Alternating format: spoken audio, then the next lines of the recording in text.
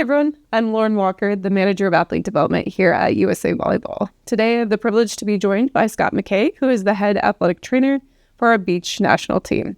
Today, Scott's going to share with us a little bit of wisdom about how we can take care of ourselves and our body as we're traveling internationally. Thanks for joining us, Scott. Yeah, of course. Thanks for having me. So for some of our youth athletes who might be entering into our junior national team pipeline, or maybe competing for the first time internationally, going on these bigger trips, what are some considerations that they might want to think about when it comes to keeping their body loose and ready for competition? Yeah, so obviously sitting still, cramped up, a lot of our athletes are pretty tall. Being in a plane can take its toll. And so being aware of that so that we can be proactive can be really helpful. So a few things that we can do just to start is that we want to optimize what our travel day looks like. Some of the things that I recommend all my athletes to have: a good neck pillow, an eye mask and earplugs, and then a good water bottle and snacks are some of the big ones. So if we can find ways to promote us getting sleep on a plane, especially if it's a long one, all of those things can help. Sleep is one of our best recovery tools, and so if we can maximize some sleep on the plane, as long as it makes sense with like the time change that we're going to and things, those are all going to be great. So earplugs, eye mask, dark, quiet environments, and then a good neck pillow that can kind of keep your head in a good spot can help keep you recovered and nice and rested. But like the neck pillow can keep our neck in a position that won't get stiff and we won't have to unwind when we land. So those things can be really good. From a nutrition standpoint, packing snacks can be a huge help. And so whether that's beef jerky or even fruit snacks, things that you can enjoy, and that you will eat that will keep you fueled and recovering. Beef jerky is a great protein source. Nuts and berries and things like that can be great, as well as granola or bars. Things that we can easily access in a Ziploc or just in a pre-wrap package, and use to be fueling our body well while we travel. Because sometimes travel nutrition can be really tough. Airports are expensive, and it's usually a lot of McDonald's. And so if we can have a couple healthier options to support that, and stay fueled as we go, that can make a big impact. And then hydration is really big. Airplanes, the way that they filter the air, create a very dry environment that can kind of quickly dehydrate us. So a recommendation that's been made is that if you can drink 1 cup of water for every hour of air flight, that can help you stay hydrated.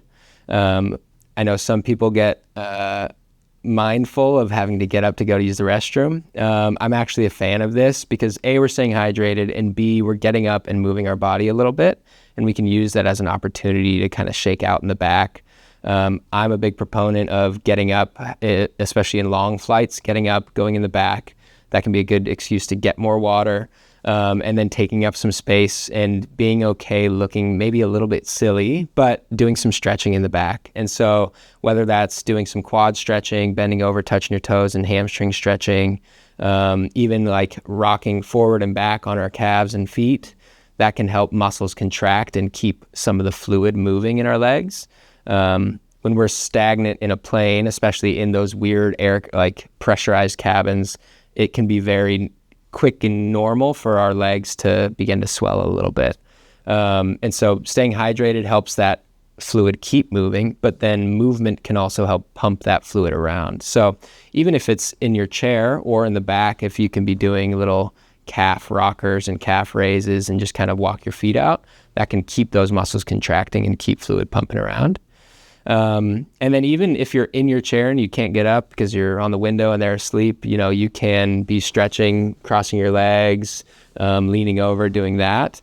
And even for your neck and shoulders, things as easy as shoulder blade, circles forward and back can keep the muscles, help them get a little bit of a stretch and then get a little short, get a little stretch, get a little short. And that helps muscles stay happier rather than when they get stuck in one position for so long, they start to get stiff in that position. So being able to expose these things to that little bit of stretch and shorten can make a big impact in keeping us moving, as well as even head circles and looking over your shoulders. Our necks often get pretty stiff when we're maybe sleeping in a less than ideal position. These things can kind of help set you up to get off the plane in a good shape. Awesome. So now we've arrived. We're off the plane. Maybe we have a little bit of lapse time before we go on the court and can get a real warm-up in. So what would you recommend for athletes getting loose off of the plane, but before they hit the training court? Yeah, so a couple things, we kind of call it like a shakeout. And so I think that term kind of helps define what we're looking for. We're looking to move a little bit, get our heart rate up a little bit, and shake and kind of wiggle some of the tightness out. So things as simple as jogging up and down, whether if you're in the hotel, jogging up and down the hallways a little bit, or going outside and getting some movement in. I like general dynamic movement, where we're trying to get our body to move in and out of different positions. And so whether that's walking lunges, toe touches, even like dropping into squats, and different like yoga type positions can be good to just open up some of these joints that have been maybe stuck in less positions than normal, sitting in a plane for extended hours. So deep lunges, down dog, and then like figure 4 stretching or pigeon stretches. So kind of getting into and out of these positions, not necessarily like a long holding stretch, but allowing the joints to kind of go in and out and in and out, kind of helps lubricate the joints again, push some of the fluid in the joints around to help keep them moving well.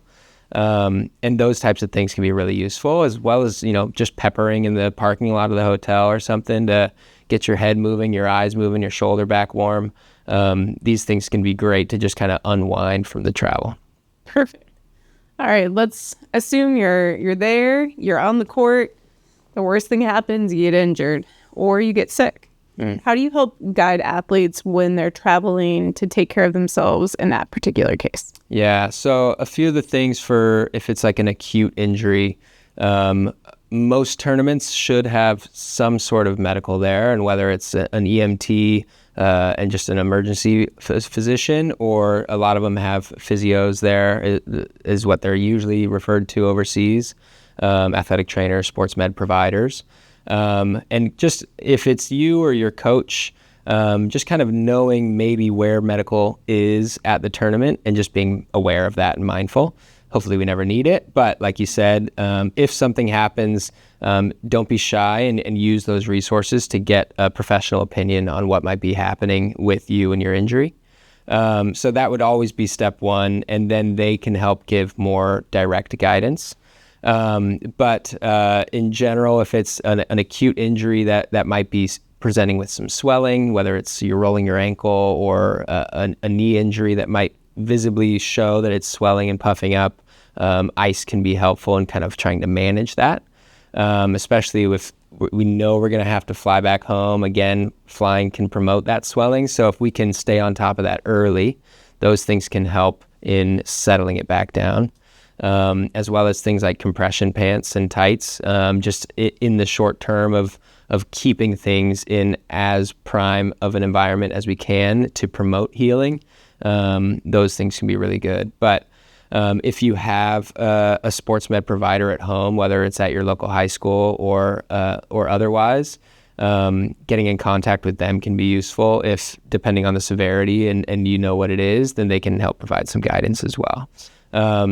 And then in the case of any real emergent injury, again, hopefully the physios and med providers at the tournament can be there.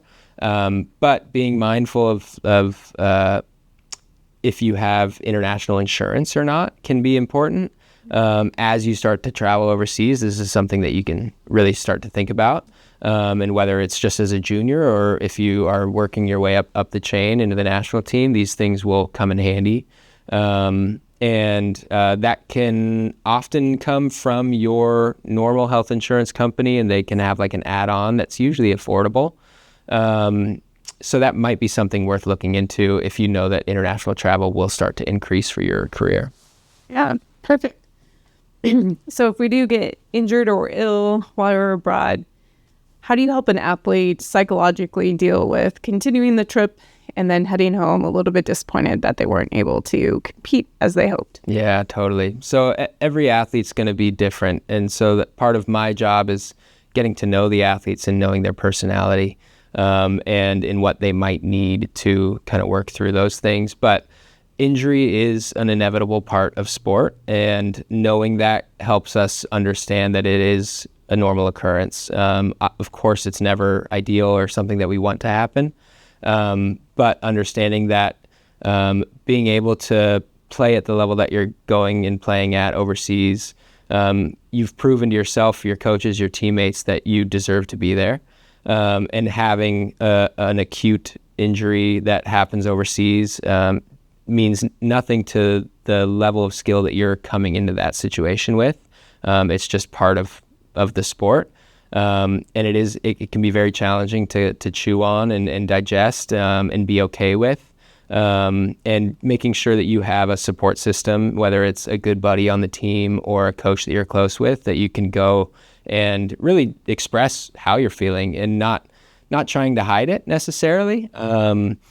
It can be common for athletes to feel like they might be weighing down the team by expressing how they're feeling after an injury. But that's what teammates are there for, and coaches, and they're there to support you whether you're playing or you're not playing because you're hurt. And so being sure that you're not just holding it all in and trying to deal with it yourself, that can be heavy and difficult to do. And so relying on your support group for support, just as you would whether you're on the court, relying on them for a good pass or a set, in the same way relying on that off the court when you need them most. Yeah, absolutely. Any last guidance you have for our young athletes when they think about traveling and competing internationally? I think the last piece is going to be sleep, something that needs a little bit of trial and error and collecting a couple reps to kind of get the hang of.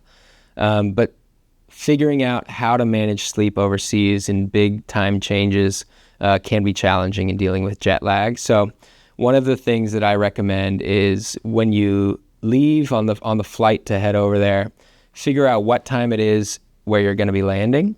And then based on that is when you can try and time some of your sleep on the plane. And so if you know you're going to take off at, let's say, 10 a.m. where you're going to land, then maybe we want to stay awake so that way we can be pretty tired when we land over there. Let's say you land at 8 p.m. and you know you're going to have to go to bed or hopefully get some good sleep that night. If you can kind of keep yourself up on the plane, which sucks, it can set you up to be tired in the evening when you land, and that way you can get more likely to be adjusted quickly because you'll be able to fall asleep, hopefully stay asleep, and then wake up well rested in the morning. But if you know that you're going to land in the morning, let's say you're going to Europe and you land at 10 a.m., then, okay, how can I get as much sleep as possible on the plane so that way I'm not exhausted when I land and have to stay up all day? And if that does happen and you are getting tired, be mindful of naps can be a great tool, but a nap at 6 p.m. because you couldn't stay awake can be detrimental to keeping you up the rest of the night. So things like caffeine can help us stay awake until we are able to get a good night's sleep. Or things like melatonin might promote us getting to sleep at an hour, even if we might not be tired. So those things can be something that can be useful, as well as if you can, getting some sunlight. If you can get in nature, whether it's you go to a park and take your shoes off and get on some grass, there might be some benefit in that we might be kind of connecting to the environment that we're in. And that might help our brain kind of figure out day and night and where we are. So a little bit of nature and a little bit of sun, and sun can be great if you are getting sleepy, but it's not time to go to bed yet. Reminding your brain, oh wait, it's still daytime. We got to stay up until it gets dark. So those are a couple things in trying to get to sleep and get good sleep when you get on the ground. That can go a long way in kind of kickstarting your trip rested and recovered rather than having to dig out of a couple tough nights sleep. Awesome. Well, I love it. These are some really practical recommendations, so I appreciate you sharing your wisdom, Scott. Yeah, of course. Thanks for joining us. Thanks for having me.